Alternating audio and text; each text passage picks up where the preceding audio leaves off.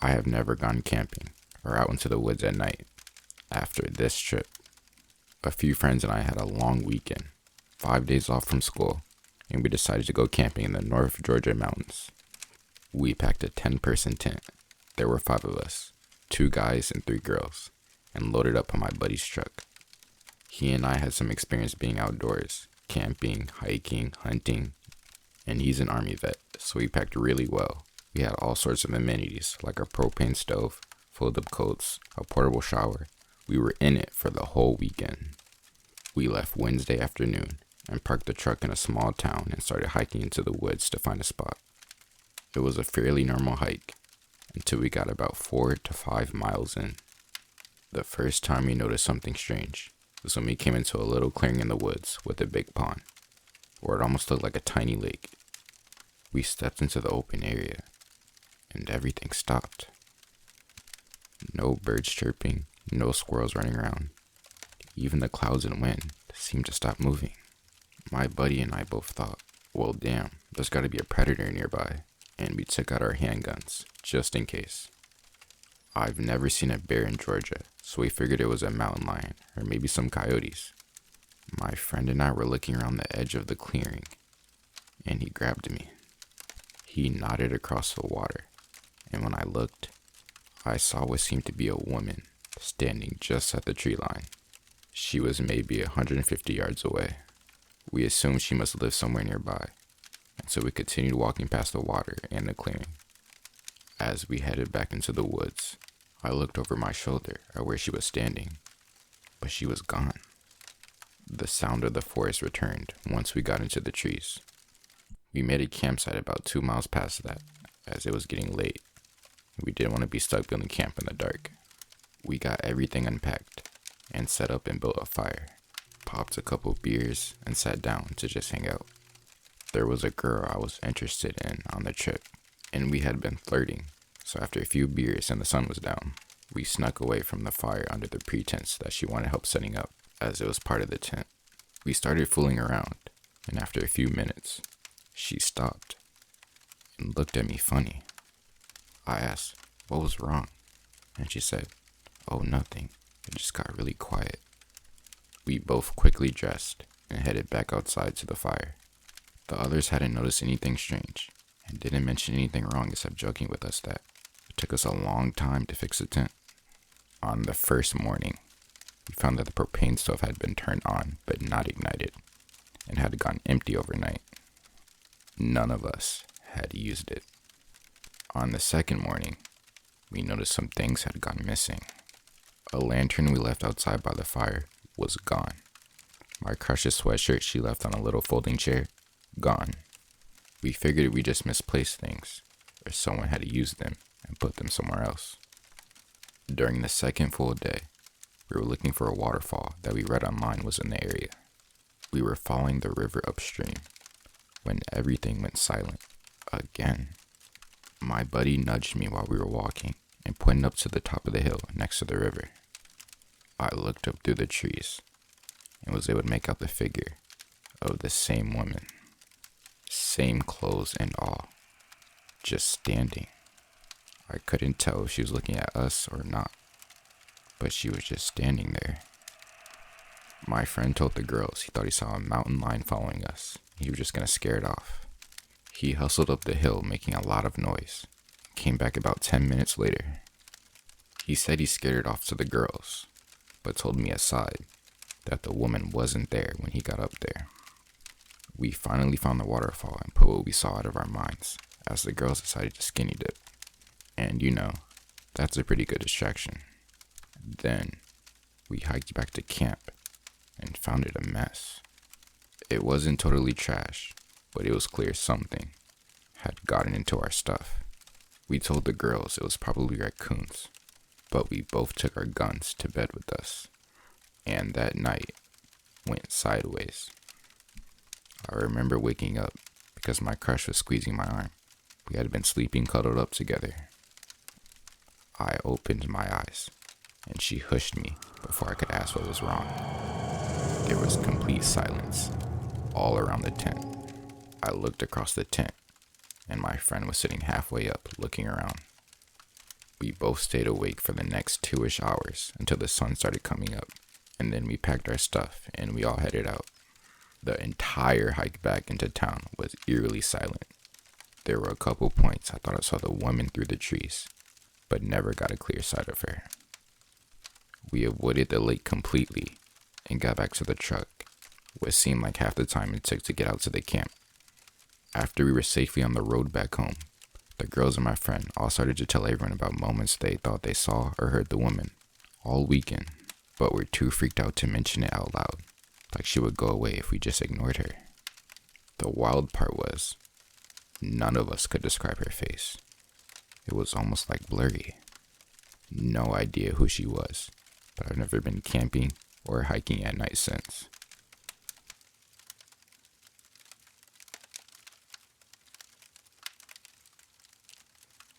This past weekend, me and my partner decided to go to our usual camping spot. It's very low key. Never usually even up this mountain besides 1 or 2 people at a time.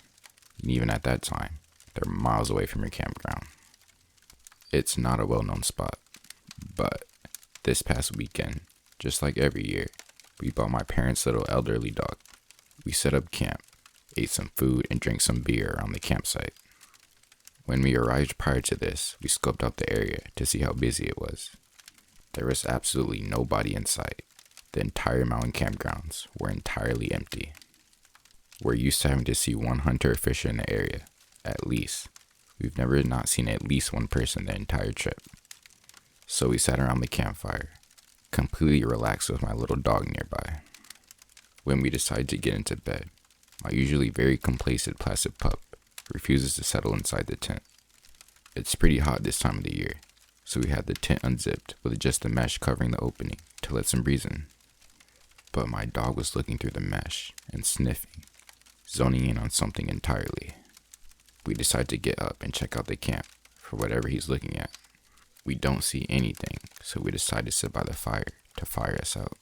When my sleepy pup unsettles suddenly with his hackle straight up on end, growling a deep growl into one direction of the woods. We decide to grab the hunting knife and axe and listen. He's snarling and barking vigorously, which took us by surprise because he's been completely comfortable every other year. After a few hours of him acting on high alert, we decide to flip the truck lights on to illuminate our camp as we're surrounded by darkness.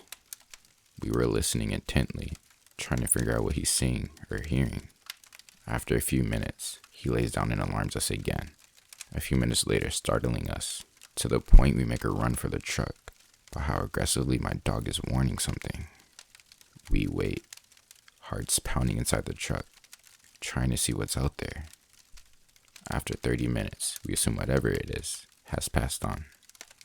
Finally, after we reposition ourselves in front of the fire again, my dog's hackles are up, and we hear the loudest tree branch snap a mere 10 feet away from us in the pitch black wilderness. Again, we hop in the truck with the dog and decide we better leave, as earlier that night, we were hearing wolves hunting for a few hours, and their howls echoing through the woods. Our main concern was it being a cougar, as they're commonly seen in this area, and there had been a lot of attacks on unsuspecting victims. Our main thought was, something was stalking us for a long time, without moving on.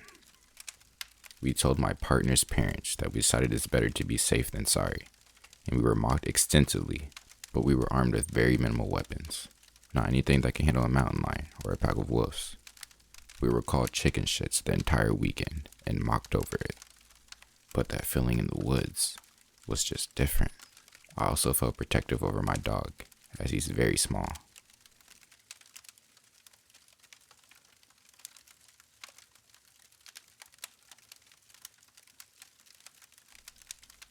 I went camping by myself, way out in the middle of nowhere, in north central Pennsylvania.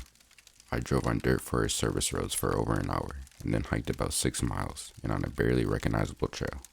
There were no signs anyone had been in the area recently. The trail was almost completely overgrown.